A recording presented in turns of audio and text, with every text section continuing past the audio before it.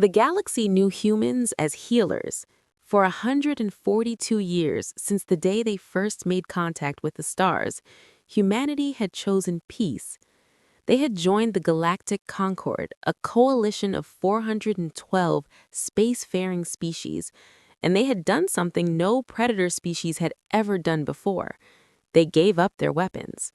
Not because they were forced to, not because they lost a war. They simply looked at the galaxy and decided they wanted to be better. And they were. Human doctors traveled to plague worlds where no other species dared to go. Human engineers built bridges between civilizations that had hated each other for thousands of years. Human diplomats sat in rooms full of screaming aliens and somehow, with patience and coffee and a strange talent for finding common ground, made peace happen. The galaxy had a saying that everyone knew. If you wanted something destroyed, you called the Krail. If you wanted something built, you called the humans. Ambassador Lena Vasquez had spent 20 years proving that saying true. She sat now in the Great Hall of the Concord Council on the station world of Thessera Prime. The hall was enormous, built to hold representatives of hundreds of species. Light from a dying star poured through crystal walls, painting everything in shades of amber and gold. Around her, aliens of every shape argued about trade routes and border disputes and mining rights, the usual business of a galaxy that couldn't agree on anything. Vasquez was 63 years old.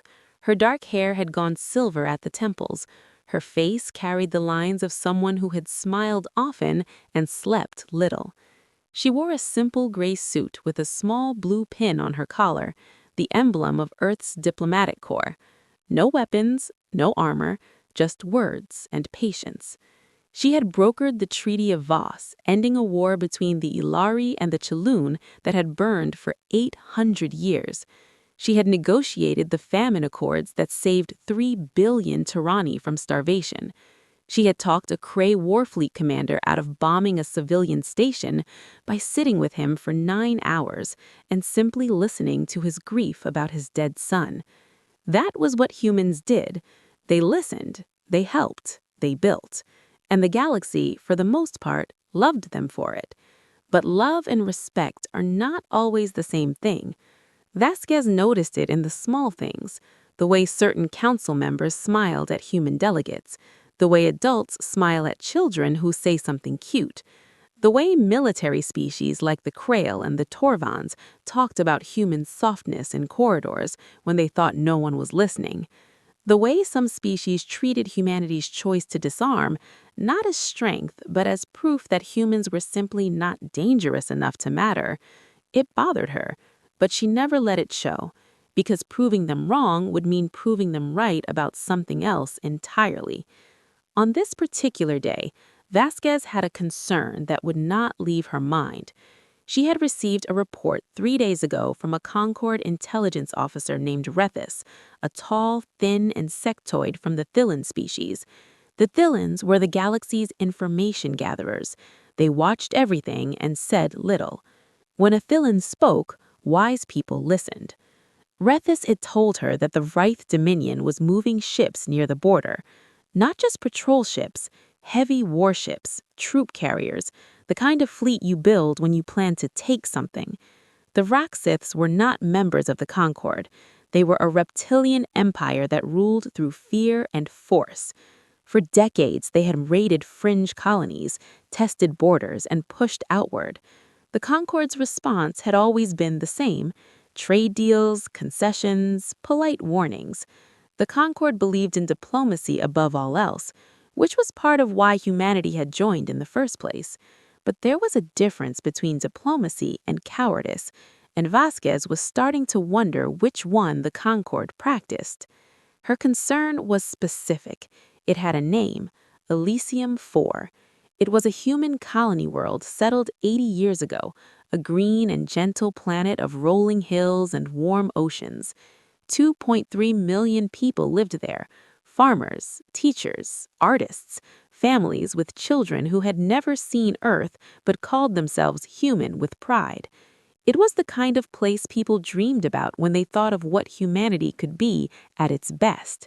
It was also dangerously close to the Raxith border, and it was completely undefended. No shield generators, no warships in orbit, nothing. Because the Concord Demilitarization Treaty said human worlds did not need weapons because the Concord would protect them, because that was the deal.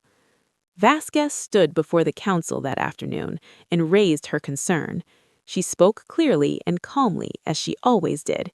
She presented the intelligence about Vraith fleet movements. She showed the projected paths. She requested that the Concord send a defensive patrol to the Elysium sector, just as a precaution. The council listened politely. The Vraith representative, because the Vraith did send observers, even if they were not members, stood and called the concern human paranoia. The Torvin military delegate said his analysts saw no threat. The Ilari finance minister worried that sending ships would provoke the Vraith and damage trade relations. The motion failed. Vasquez stood in the chamber as species filed out around her. Rethis, the Thillen intelligence officer, paused beside her. His compound eyes reflected the amber light. "I am sorry, Ambassador," he said quietly. "I believe your concern is valid." "Then why didn't your delegation vote with us?" she asked. Rethis was silent for a moment. "Because the Concord has survived for 6,000 years by avoiding conflict. It does not know how to prepare for one." He left. Vasquez stood alone in the great hall. She thought about Elysium 4. She thought about the children there, playing in fields under an alien sun, not knowing that somewhere in the dark between stars, ships with guns were moving closer. She thought about the promise the Concord had made, that if humanity put down its weapons, the galaxy would keep them safe. She wanted to believe it. She had built her entire life on believing it. That night, she sent a personal message to the governor of Elysium 4, an old friend named Thomas Akabi. She told him to quietly review evacuation procedures, just in case. He wrote back with a laughing emoji and said she worried too much. 3 weeks later, 200 Vraith warships dropped out of faster-than-light travel above Elysium 4. Their weapons were already armed, their targeting systems were already locked, and there was nothing in orbit to stop them. Not a single ship, not a single gun. Just 2.3 million people looking up at the sky, wondering why the stars were falling. Dr. Emil Akabi was eating breakfast when the sky split open. He was sitting in the small kitchen of the medical center in New Accra, the largest city on Elysium 4. He had a cup of tea in one hand and a piece of toast in the other, and he was reading a message from his father, Governor Thomas Akabi, about a fishing trip they had planned for the weekend. Emil was 34 years old. He had his mother's kind eyes and his father's stubborn jaw. He'd come to Elysium 4 5 years ago to run the colony's largest children's hospital. He loved his work. He loved this world. Then the first explosion hit, and the window behind him turned white. The sound came a second later, a deep, rolling thunder that shook the walls and knocked him from his chair. He hit the floor, and the tea shattered beside him. And before he could understand what was happening, the emergency sirens began to scream. He ran outside. The sky above New Accra was full of ships. Not Concord ships, not human ships. Dark, angular vessels with red markings that he recognized from news reports he'd never paid enough attention to. Vraith warships, hundreds of them. They hung in the atmosphere like a ceiling of iron, and from their bellies, fire was falling. Not bombs in the traditional sense, something worse. Atmospheric incendiary weapons that turned the air itself into flame. Entire districts of the city were already burning. He could see the residential towers to the east, collapsing inward, folding like paper in the heat. The sound of it was like nothing he had ever heard, a roaring, living sound, as if the planet itself was screaming. Emil ran back inside. The hospital was chaos. Nurses were pulling children from beds. Doctors were shouting. The power flickered, died, came back on emergency generators. His hands were shaking, but he forced them steady. He was a doctor. This was what he trained for. Not this exactly, but the principle was the same. People were hurt, he could help. He activated his neural implant and set it to record. He did not think about why. Some instinct told him that what was happening needed to be seen. Over the next 3 hours, Emil lived through something that no human should ever have to witness. He carried children from a burning school, 17 of them, small bodies, some no older than 5, covered in ash and crying for parents they would never see again. He set broken bones with strips of curtain. He performed surgery on a kitchen table with a flashlight held between his teeth. He held a woman's hand as she died and told her that her son was safe, even though he did not know if it was true. The Vraith ground troops arrived in the 4th hour. They came in heavy transports that crushed the streets. The soldiers were tall, scaled, armored in black and red, and they did not behave like an invading army. They behaved. EML heard it through every speaker, every device, every scream that still functioned.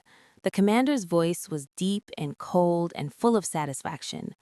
Let this be the lesson the soft ones teach the galaxy. Mercy is weakness. EML kept recording. He kept working. He pulled survivors into the basement of the hospital and barricaded the doors. He had 41 people with him, 26 of them children.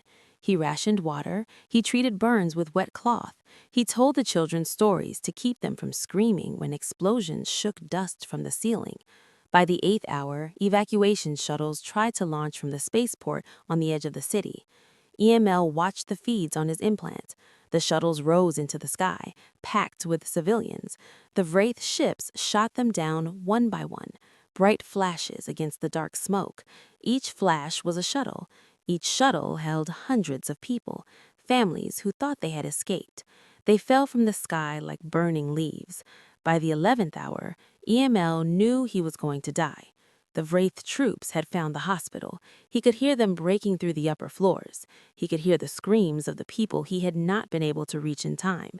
He gathered the children behind him and stood in the doorway of the basement. He had no weapon. He had a scalpel in his pocket. He did not take it out. It would have been pointless. He looked at his neural implants recording. 11 hours of footage. Everything. The fire, the children, the laughter of the soldiers, the shuttles falling, the old man who would not move. All of it. He opened a broadcast channel, not a private one. He connected to the Concord's open emergency frequency, the one that every species monitored, the one that reached every station and ship and planets in known space. He transmitted everything. Then he looked into the recording and spoke his last words. His voice was steady. His eyes were dry. He was very tired and very sad and very human. My name is Dr. Emil Basolby. I am a pediatrician on Elysium 4.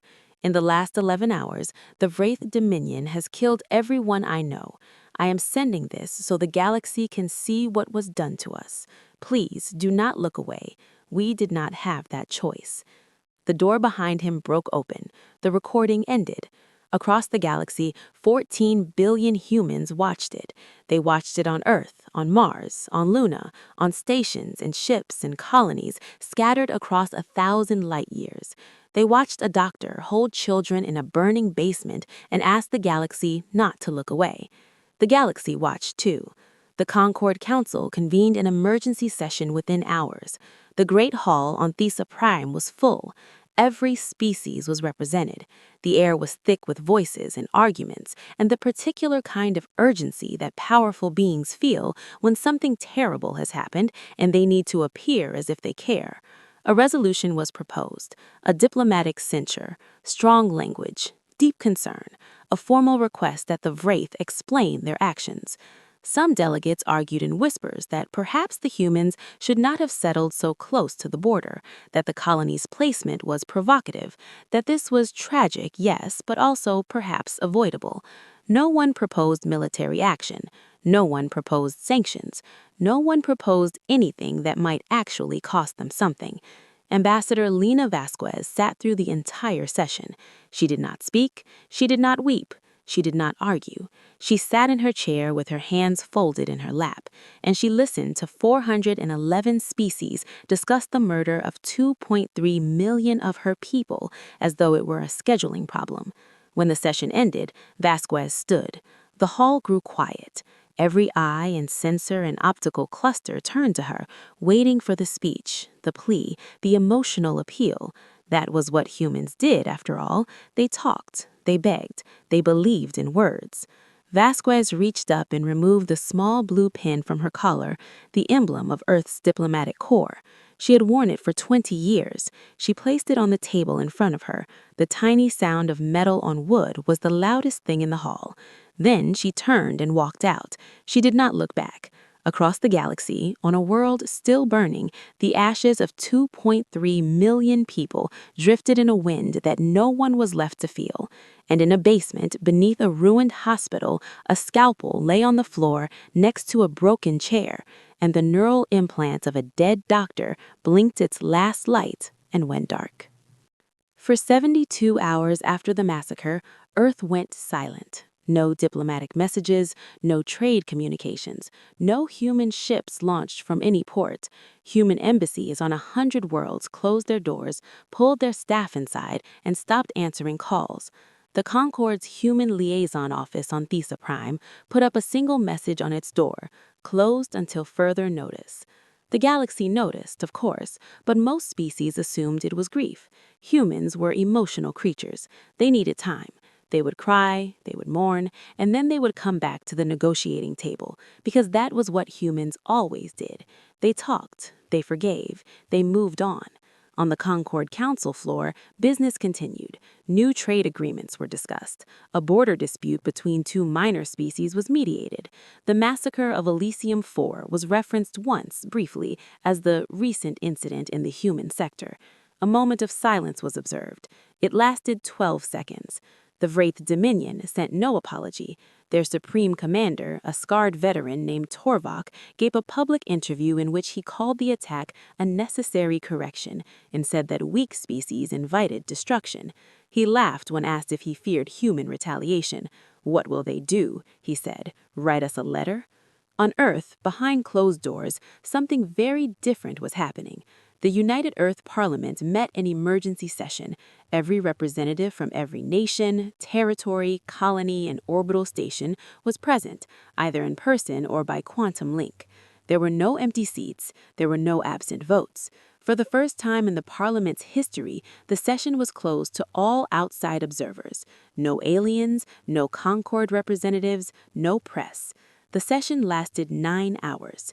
The vote was unanimous, not a single dissenting voice. Every human representative from every culture, every continent, every political party, every colony world voted the same way. Later, historians would call it the most unified moment in human history. The species that could never agree on anything agreed on this. When the session ended, a single transmission was prepared.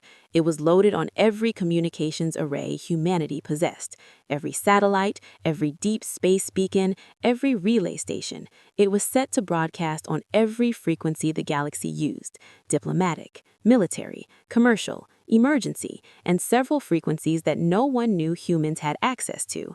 The woman who read it was Speaker Yuki Tanaka. She was 57 years old, small in stature, with short gray hair and eyes that could freeze water. She had been a constitutional law professor before entering politics. She had never raised her voice in 20 years of public life. She did not raise it now. She stood in front of a single camera in a plain room with no decorations. She wore black. She held no notes. She looked directly into the lens, and when she spoke, her voice reached every corner of the known galaxy. To the species of the Galactic Concord, to the Vraith Dominion, to all who are listening. She paused just long enough. 142 years, humanity chose to be civilized. We put away our weapons. We healed your sick. We built your bridges. We brokered your peace. We buried our nature, our true nature, because we believed the galaxy deserved better than what we were. You repaid us with silence while our children burned. We came to you with evidence of the threat. We begged for protection. You voted against us. And when 2.3 million of our people were slaughtered on a world we were promised would be safe, you offered words, deep concern, diplomatic censure. You debated whether it was our fault for living too close to the monsters. We heard you. We understood. Effective immediately, the human Civilized Conduct Accord is dissolved. All demilitarization treaties are rescinded. All diplomatic conventions with the Galactic Concord are suspended. All human military assets are reactivated. We are reopening the vaults. To the Vraith specifically, you wanted to teach the galaxy a lesson. Congratulations, you will. We are no longer civilized. Run. The transmission ended. The screen went black, and across the galaxy, 411 species began to learn what the vaults meant. The vaults were not a secret, not exactly. They were part of the original agreements when humanity joined the Concord. Humans had agreed to disarm, but they insisted on one condition. They would store their weapons rather than destroy them. The Concord had agreed, because at the time it seemed like a small thing. What did it matter if the humans kept old guns in a basement? They would never use them. The vaults were deep bunkers beneath Earth, Luna, and Mars. They held the weapons humanity had built during its long and bloody history before the stars. Nuclear warheads, kinetic bombardment platforms, biological research, artificial intelligence, combat systems, warship designs, and something called the Prometheus Doctrine, a complete theoretical framework for total war that human military scientists had spent decades creating. A plan so thorough and so terrifying that the generation who wrote it locked it away and swore it would never be opened. But the Concord's intelligence agencies had never looked too closely at the vaults. Why would they? The humans were harmless. Now, every intelligence service in the galaxy pulled their old files on humanity and read them with new eyes. Vraith, the intelligence officer, was asked to deliver a briefing to the Concord Council. He stood in the great hall where Vasquez had once stood, and his compound eyes swept across the assembled species. "We made a critical error," he said. "We assumed that humans were peaceful because they were incapable of violence. This is wrong. Humans are peaceful because they are the most violent species in the known galaxy, and they were trying very hard not to be." He presented the data, human history, the parts that humanity had politely not talked about for a century and a half, the world wars that killed hundreds of millions, the nuclear weapons they had built enough to destroy their own planets several times over, and then pointed at each other for decades, the genocides, the conquests, the empires built on blood, a species that had invented a word for the deliberate extinction of an entire people because they needed a word for something they kept doing. He showed them the military analysis. Human reflexes were faster than 90% of known species. Their endurance was unmatched. They could function without sleep for days. They healed from injuries that would kill most aliens. They could adapt to almost any environment. They were pursuit predators, evolved to chase prey until it collapsed from exhaustion, and their creativity and violence was, by any objective measure, extraordinary. The humans did not disarm because they were weak, Vraith said. They disarmed because they knew exactly what they were capable of, and it frightened them. We should have been frightened too. The council chamber was very quiet. On the Vraith homeworld, Supreme Commander Torvak watched the human broadcast with his officers. A real deep laugh that echoed through his war room. His officers laughed with him. "The farmers want to fight," he said. "They have been peaceful for 150 years. Their oldest soldiers have never seen combat. They will come with their old weapons and their old ships, and we will break them like we broke their colony." He poured a drink and raised it to easy victories. His officers cheered. None of them noticed that their youngest intelligence analyst, a small Verxiv female sitting in the corner, was not cheering. She had spent the last hour reading human history files. Her hands were shaking. She had gotten to the section about nuclear weapons, and she had not been able to continue. She wanted to tell the Supreme Commander that he was wrong, that he was making the worst mistake any Vraith had ever made, that the humans had not been peaceful because they were weak. They had been peaceful because they were terrified of themselves. She said nothing. In the Vraith Dominion, junior officers did not contradict their superiors. She would be dead in 97 days, along with every officer in that room. Back on Earth, in a vast underground facility beneath the mountains of what was once called Switzerland, Enormous doors that had not opened in 142 years began to move. Dust fell from hinges the size of buildings. Lights flickered on in tunnels that stretched for miles. Machines that had been maintained in perfect condition by automated systems hummed to life. The vaults were open, and deep inside, behind a final sealed door marked with a single word, Prometheus, a file began to upload to every human military network in existence. Humanity had spent 142 years learning how to be kind. It took them 72 hours to remember how to be something else. The galaxy expected months, maybe years. That was how long it took a civilization to build a war fleet. You needed shipyards, you needed materials, you needed trained crews and supply chains, and the thousands small things that turned metal into a weapon. The Creel, the galaxy's most feared military species, had once taken 6 years to build a strike fleet for a border war. Humanity did it in 3 weeks. The first sign came from the asteroid belt between Mars and Jupiter. Deep space sensors operated by a Torvin trade company detected massive energy signatures where there should have been nothing but rock and silence. When they pointed their telescopes at the source, they found shipyards, enormous ones, automated construction platforms that stretched across kilometers of space, building warships from blueprints that were being fed to them in real time. The platforms were not new. They had been there for decades, hidden inside hollowed-out asteroids, maintained by machines, waiting. The Concord's intelligence community had a collective moment of terrible understanding. The humans had not just stored their old weapons, they had continued to design new ones. Every year, every single year of the peace, quietly, secretly, in research facilities that no one had ever thought to look for, human scientists and engineers had kept working, improving, preparing, not because they wanted war, but because some part of them, some ancient and honest part, had always known that the peace might not last. They had hoped they were wrong. They had prayed they were wrong. They were not wrong. Admiral Cale Moreau stood in the bridge of the HSS Retribution, the flagship of the newly formed First Retribution Fleet. He was 51 years old, tall, lean, with close-cropped gray hair, and eyes that looked like they had been emptied of everything warm. He had a daughter named Suki, who was 9 years old, and who lived on Elysium-4 with her mother. He had a recording on his personal device of Suki laughing at her birthday party 3 months before the massacre. He watched it once.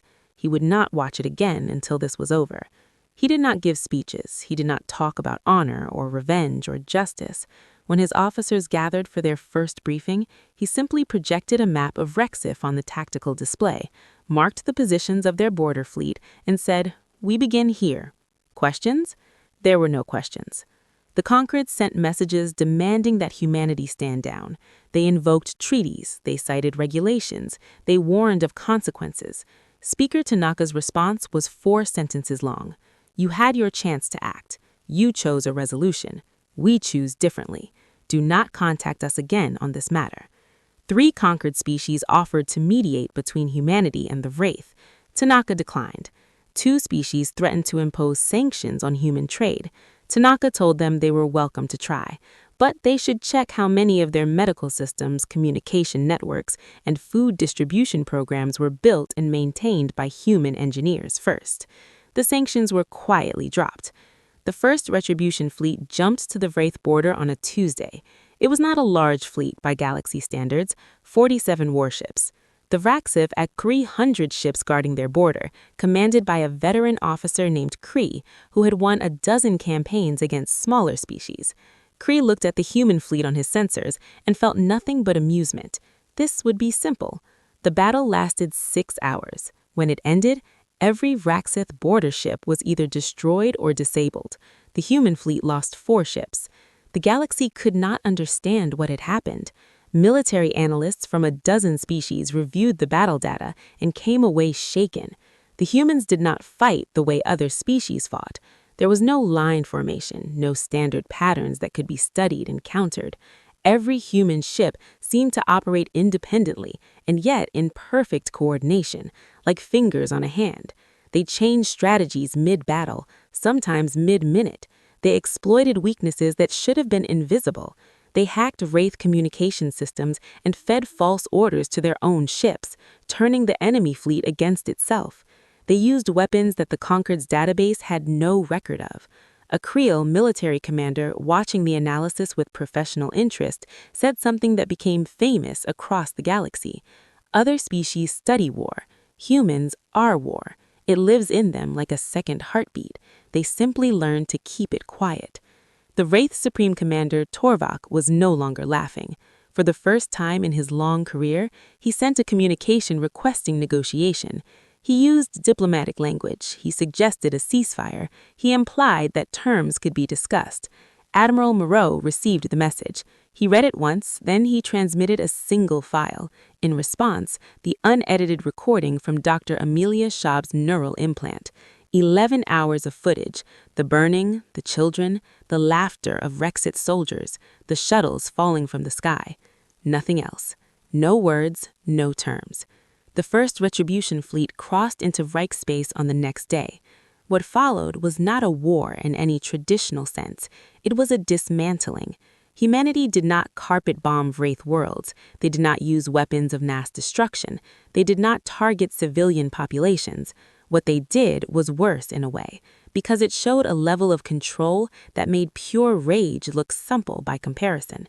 They destroyed every military installation, every shipyard, every weapons factory, every orbital defense platform, every military communications relay. They moved through Wraith space like surgeons, cutting out a disease, leaving the healthy tissue untouched. Cities were left standing, farms were left growing, water systems and power grids were left intact, but everything with a gun was turned to dust. The precision is what terrified the galaxy most. A vengeful species would have made the Vraith suffer the way Elysium 4 had suffered. But humanity was not angry. Not anymore. They had passed through anger in those 72 hours of silence and come out the other side into something colder and more focused. They were not burning with rage. They were operating with the mechanical efficiency of a species that had spent a century and a half pretending it did not know how to do this. The galaxy watched with growing fear. Not fear of the Vraith, fear of what came next. Every species with a military began quiet calculations. If the humans could do this to the Vraith in weeks, what could they do to us?